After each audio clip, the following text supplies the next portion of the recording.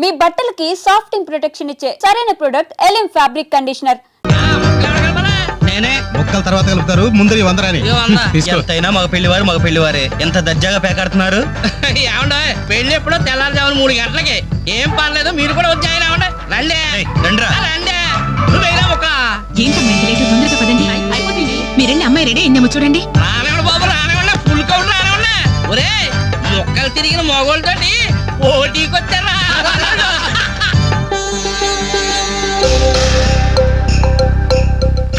ఇప్పుడు కూడా షోలానే షో. చెప్పత్రా మావ, తీయండి బాబు, తీయండి. పాకెట్లో సొమ్మంతా తీయండి. అలా చూస్తారే, తీయండి. Cash down, cash down. తర్వాత ఇస్తాను, మరొక ఆట ఏంటి? ఏంటి బాబు, మరో ఆట అయ్యాలా? పాపం పాకెట్ ఖాళీ అయినట్టుందన్నా. పాకెట్ ఖాళీ అయితే మాత్రమేంద్రా, మెడలో చైన్ ఉంది, ఏడు కుంకలాలు ఉన్నాయి. పట్టుకోండి తీసాడమంటే సిగ్గుపడాలి కానీ మెడలో చైన్ తీసాడగా తీయబడి తీయ అలా చూస్తామని తీయ. ప్యాకే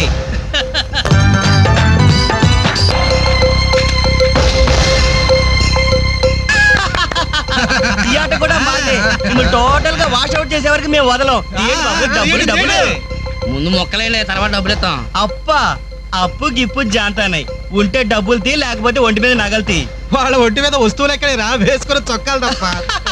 తీయండి బాబు, చొక్కాలు తీయండి. ఏంట్రా వాగుతున్నావు?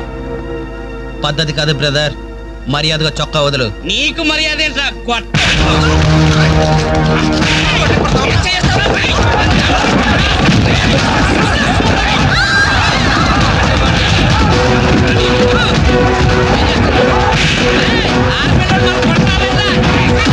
ఏమైంది? పెళ్లి కూతురు అన్న ఫ్రెండ్స్ మన వాళ్ళందరూ కొడుతున్నారా?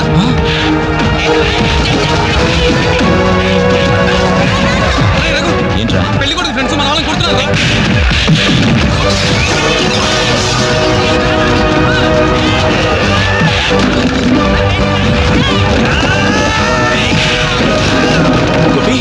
గోపి, ఇందులో మన తప్పేం లేదుగా? మన తప్పేం లేదురా, ముందు వాళ్ళే చేసుకున్నా. ప్రామిస్ రా.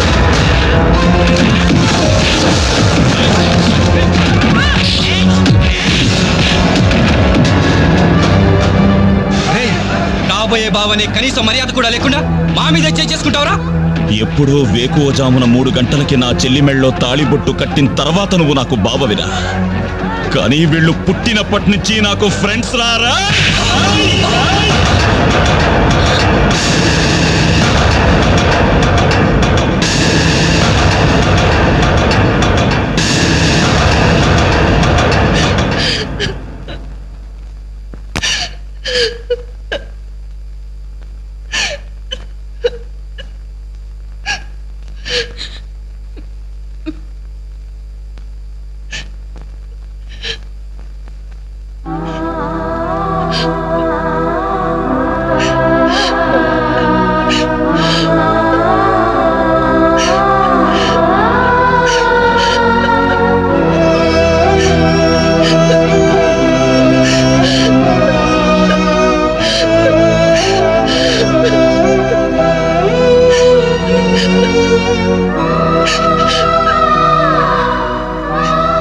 ఎప్పుడు వాడి ఇంట్లో లేడని ఏడ్చేవాళ్ళు.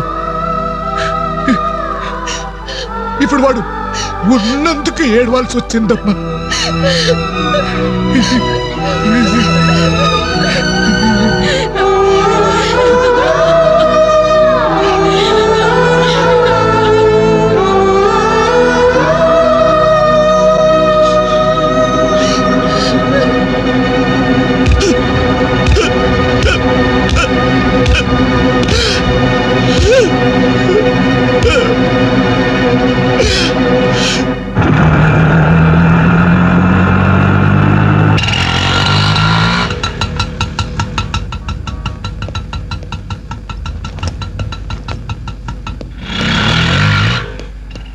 చిత్రా, నేను రఘుని కలవాలి.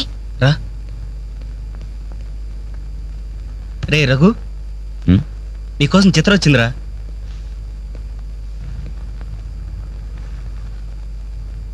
చిత్ర, ఏమిటిది? మా వాళ్ళు నాకు వేరే పెళ్లి నిర్ణయం చేశారు, అందుకే ఇల్లు వదిలి వచ్చేసాను. తొందరపడ్డావేమో చిత్ర. ఇంకా అక్కడే ఉంటే బలవంతంగానైనా నా పెళ్లి చేస్తారు. చిత్ర, నా చెల్లెలి పెళ్లి నా వల్లే ఆగిపోయింది. ఇంట్లో వాళ్ళకి మొహం చూపించలేక వారం రోజుల నుంచి ఇక్కడే ఉంటున్నాను. ఈ పరిస్థితుల్లో నాకు తెలుసు నువ్వు నీ పరిస్థితి గురించి ఆలోచిస్తున్నావు. నా గురించి కూడా కొంచెం ఆలోచించు. ఒక ఆడపిల్లని గడప దాటి పెట్టుతో సహా బయటకు వచ్చానంటే మా ఇంట్లో ఏం జరిగి ఉంటుందో ఊహించు. ఇంకా నా వల్ల కాదు. వెంటనే మన పెళ్లి జరిగిపోవాలి. చిత్ర, మూర్ఖంగా మాట్లాడద్దు. అన్నిటికీ పెళ్లి సమాధానం అనుకుంటే అలాగే చేసుకుందాం. అదిగో కనబడుతుంది ఆ దేవాలయం. అక్కడికి తీసుకెళ్లి ఓ పసుపు తాడు కడతాను. ఫ్రెండ్స్ వస్తారు, ఆశీర్వదిస్తారు, ఏదో తోచిందిస్తారు, వెళ్ళిపోతారు. ఆ తర్వాత మన జీవితం ఏంటి, ఎలా బతుకుదాం? అందుకే చిత్ర, ఓ 2 నెలలు ఓపిక పట్టు. నాకు ఉద్యోగం వస్తుంది. రాకపోతే? వస్తుంది చిత్ర, రాకపోతే వస్తుంది. ఛే! నన్నెవ్వరూ అర్థం చేసుకోరు. ఇంటికెళ్తే మా నాన్న నన్ను అర్థం చేసుకోడు. బయటికెళ్తే చుట్టుపక్కల వాళ్ళు అర్థం చేసుకోరు. చివరకు నన్ను నమ్మి నాతో జీవితం పంచుకోవాలనుకున్నా నువ్వు నన్ను అర్థం చేసుకోకపోతే నాకు వేరే మార్గం లేదు. నువ్వు కాదంటే చావనైనా చస్తాను గాని తిరిగి మా ఇంటికి మాత్రం వెళ్ళను. సరే, ఇప్పుడు నన్ను ఏం చేయమంటావు చెప్పు. ఏమండి, రఘు ఇంటికి వచ్చి వారం రోజులు అవుతుందండి. అయితే నాన్న, ఈరోజు అన్నయ్య పుట్టినరోజు నాన్న. ఏం చేయమంటారు నన్ను? కేక్ కట్ చేసి ఫంక్షన్ పెట్టమంటారా? ఏమే, వాడు పుట్టినరోజని ఇదిగో 10 రోజుల క్రితమే బట్టలు కొన్నాను. తండ్రినే, కానీ వాడు చేసిందేంటి? ఈ రోజు బజార్కి వెళ్తే ప్రతి వాడు ఏమండి మీ అమ్మాయి పెళ్లి ఆగిపోయిందట్టు కదా, దానికి కారణం మీ అబ్బాయినట్టే కదా అంటుంటే తల ఎక్కడ పెట్టుకోవాలని తెలియక చస్తున్నాను. ఇదిగో నేను లేనప్పుడైనా సరే వాడిని గాని ఈ గడపలు అడుగు పెట్టనిచ్చావో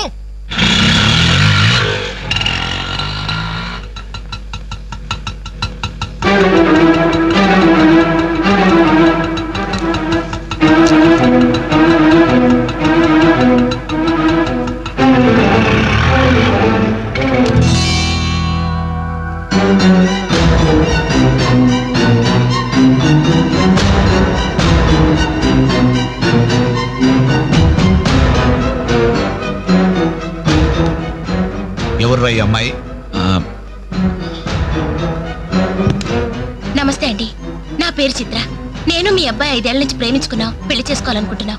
మా ఇంట్లో వాళ్ళు బలవంతంగా నా పెళ్లి చేయబోతుంటే ఇంట్లోంచి వచ్చేసాను. మీరు ఆశీర్వదిస్తే. ఆగమ్మా, ఆగు. కాస్త ఊపిరి పీల్చుకుని మాట్లాడమ్మా, లేకపోతే నా ఊపిరి ఆగిపోతుంది. ఆగు. ఇదెవరో తెలుసా? నా కూతురు, వీడి చెల్లి. 10 రోజుల క్రితమే పెళ్లి ఆగిపోయింది. దానికి కారణం ఎవరో తెలుసా? వీడే ఆ దౌర్భాగ్యుడు. అవును, వీడినెలా ప్రేమించావమ్మా? ఓ, ప్రేమించడానికి ఎవడో ఒకడు మగాడు దొరికితే చాలనుకున్నావా? ఒంటి నిండా కండ నిండా రంగు ఉంటే సరిపోతుందా? 5 ఏళ్ల నుంచి ప్రేమిస్తున్నానన్నావే, ఈ 5 ఏళ్లలో ఏం చేస్తున్నావు? ఎలా బ్రతికిస్తావని ఒక్కసారైనా అడిగావా? ఇదిగో వీడు వేసుకున్న ప్యాంటు నేను కొన్నది, వీడు వేసుకున్న షర్టు బనిను నేను కొన్నవి, ఆఖరికి చెప్పులు కూడా నావే, నా కష్టార్జితంతో కొన్నవి. ఇలాంటి బిచ్చగాడికి నువ్వు మెళ్ళో డోల్లా తయారయ్యావనుకో, నీకు తిండి నేనే పెట్టాలి, కట్టుకున్న చీర నేనే కొనాలి, తొడుకున్న జాకెట్ నేనే తెచ్చివ్వాలి. నువ్వు పూసుకునే పౌడరు, పెట్టుకునే బొట్టు, కాటుక, తల్లో పువ్వు, ఆఖరికి నువ్వు పడుకోవడానికి మంచం, దాని మీద దిండు, దుప్పట్టి అన్ని నేను సప్లై చేస్తే కాపురం మాత్రమే వీడి చేస్తాను. ప్లీజ్, 5 సంవత్సరాలుగా మాకు అర్థం కానివి 5 నిమిషాల్లో తేల్చి చెప్పారు. ఎంతో ప్రేమగా అవమానించారు. థాంక్స్. చిత్ర, ప్లీజ్ రఘు, నాతో రావద్దు. మీ నాన్న నా కళ్ళు తెరిపించాడు. అది కాదు చిత్ర. సారీ సార్, మీరు మీ ఉద్యోగాన్ని వెతుక్కోండి, నేను నా జీవితాన్ని వెతుక్కుంటాను. చిత్ర,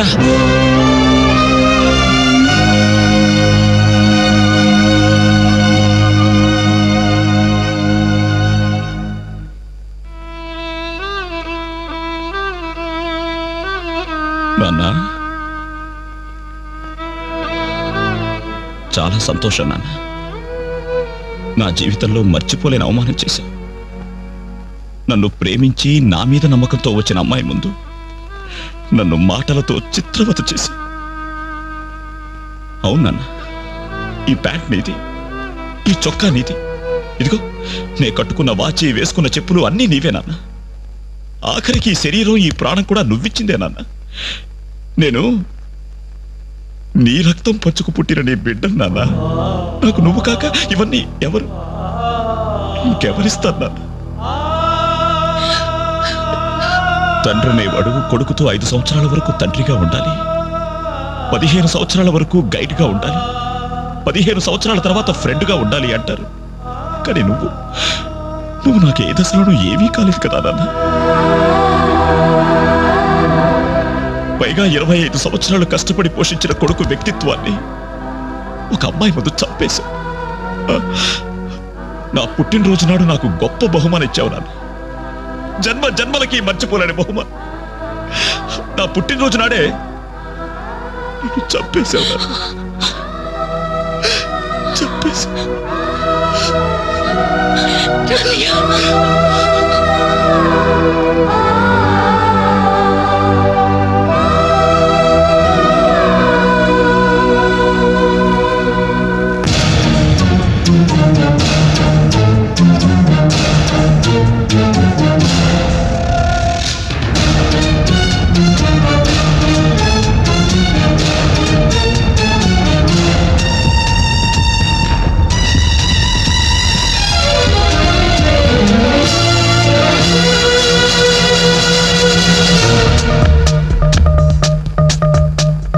వేదన వేదన వేదన వెల్లువై వేదన ఒంటరి యదా క్రందన ఆగని అరణ్య రోదన కలగని వేదన తరుముకు వస్తుంటే అణగారని వేదన రగిలిస్తూ ఉంటే బతుకు పయనంలో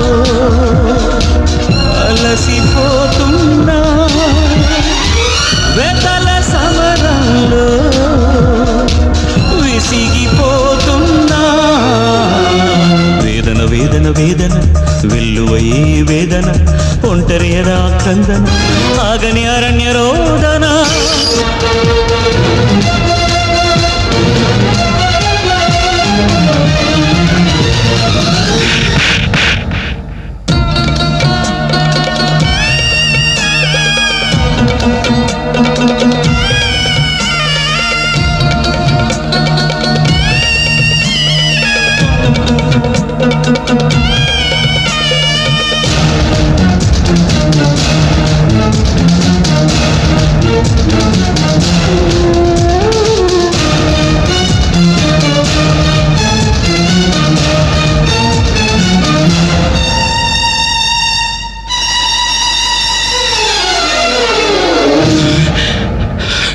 ఏ చిన్న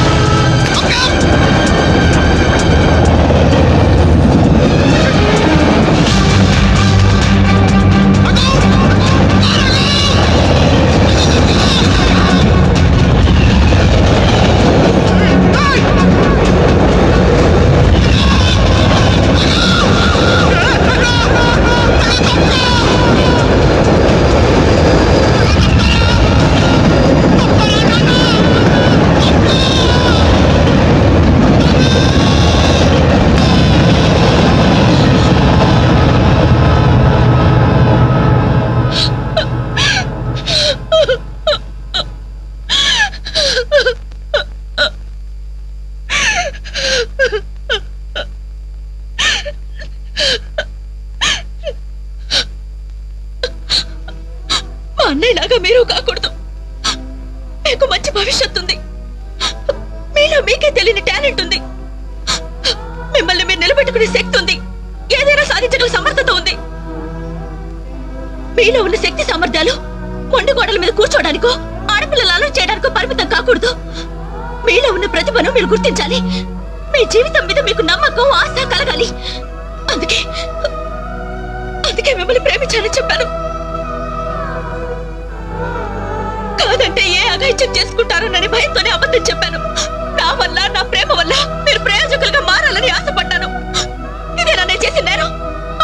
ఇదేనా నేను మీకు చేసిన ద్రోహం? చెప్పండి, చెప్పండి. సమాధానం చెప్పండి. చెప్పండి. నలుగురు కుర్రాళ్ళతో ఐ లవ్ యూ చెప్తాను నాన్న ఓ కూతురు అడిగితే అలాగే చెప్పమ్మా అని బుద్ధున్న ఏ తండ్రి అనడు. కానీ నేనన్నాను. ఎందుకో తెలుసా? కొడుకు పోతే కన్నవాళ్ళు అనుభవించే చిత్రవద ఎలా ఉంటుందో నాకు తెలుసురా. అదే కడుపు కోత మీకన్న వాళ్ళు అనుభవించకూడదు. రే, ఒక అమ్మాయిని ప్రేమించడానికి ముందు మిమ్మల్ని కని పెంచి పోషించి చదువు చెప్పించి మీరు ప్రయోజకులు కావాలని ఆశపడే మీ అమ్మ నాన్నలకు మీ ప్రేమను పంచంట్రా. ఇప్పుడు లైఫ్ ఎంజాయ్ చేస్తుంటే బాగానే ఉంటుంది, కానీ రేపు 30-35 సంవత్సరాలు అయ్యాక అప్పుడు తెలుస్తుందా జీవితం విలువేంటో అని. రే, గడియారంలోని ముళ్ళుని వెనక్కి తిప్పగలం గాని గడిచిపోయిన నిమిషాల్ని వెనక్కి తీసుకురాలేవరా. మీ జీవితాలు మొండి గోడల మధ్య సమాధి కాకూడదు, అశాంతితో ఆత్మహత్యలు చేసుకోకూడదు, అయోమయంలో పిచ్చి వాళ్ళుగానో అప్రయోజకులుగానో అసమర్థులుగానో మారకూడదు. యూత్ బాగుండాలి. ఇప్పటి కుర్రాళ్ళు కంప్యూటర్స్ తో పోటీ పడుతున్నారా?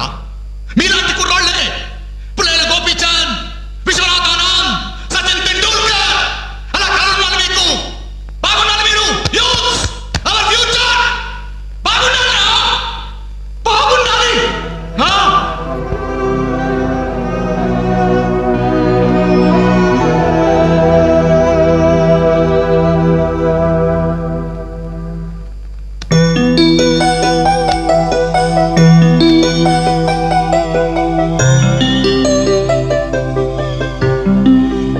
ఏమండి అటు చూడండి. అలా చూడు. ఏమండి అటు చూడండి.